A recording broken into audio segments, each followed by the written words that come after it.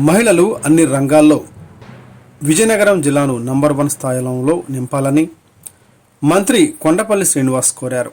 అంతర్జాతీయ మహిళా దినోత్సవం పురస్కరించుకొని ఆదివారం గజపతి నగరంలోని వ్యవసాయ మార్కెట్ యార్డ్ ఆవరణలో జరిగిన మహిళా దినోత్సవ వేడుకల్లో మంత్రి పాల్గొన్నారు.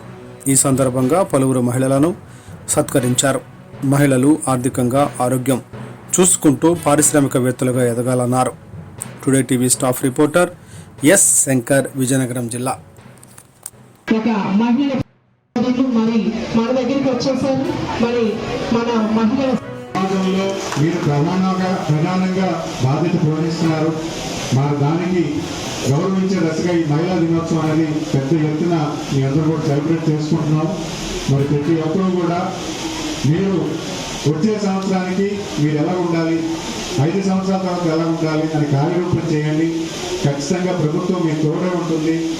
ఈరోజు రాష్ట్రంలో, భారతదేశంలో ఆంధ్రప్రదేశ్ నంబర్ 1 దశగా ఈరోజు డ్వాక్రా సంఘాలు ఉన్నాయి.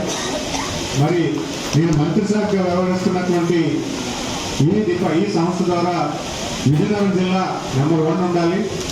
విజయనగరం నంబర్ 1 ఉండాలంటే గజపతి నగరం నియోజకవర్గం మహిళలు నంబర్ 1 స్థాయి ఉండాలి. మరి మీరందరూ బాగుంటే నాకు మంచి పేరు వస్తుంది.